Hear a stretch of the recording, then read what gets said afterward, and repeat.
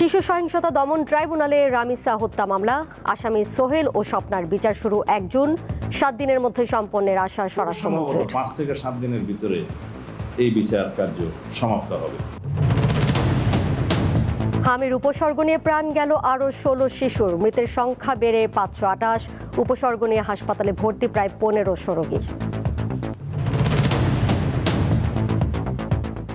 ঈদুল আজহা উদযাপনে দলে দলে ঢাকা ছাড়ছে মানুষ। ট্রেন ও বাসের সূচি বিপর্যয়ে ভোগান্তি, তবে স্বস্তি মিলছে নৌপথে। অনেকদিন পর কোরবানিতে বাড়ি যাচ্ছি, এবার লেবার টাকা টুকা নিচ্ছে না। আনন্দ তো অবশ্যই আছে। আগে যেরকম হকারের একটা উৎপাত ছিল, এখন হকারের উৎপাতটাও নাই। রাজধানীর পশুর হাটে সমাগম বাড়ছে, বেচাকেনা এখনো কম, দাম চড়া বলছেন ক্রেতারা। সীমান্ত দিয়ে ভারতীয় গরু আসার অভিযোগ। রাতে অন্ধকারে কালোবাজারি গরু পাচার হচ্ছে, তাহলে কৃষক কিভাবে গরু পালবে ইন্ডিয়ান গরু ঢুকাতে?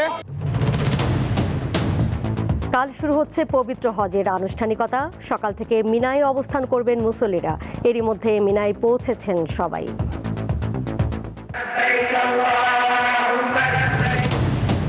ভারতের নারী সাফ চ্যাম্পিয়নশিপের পর্দা উঠছে কাল। হ্যাটট্রিক শিরোপার মিশনে বাংলাদেশের প্রথম ম্যাচ ২৮ মে, প্রতিপক্ষ মালদ্বীপ।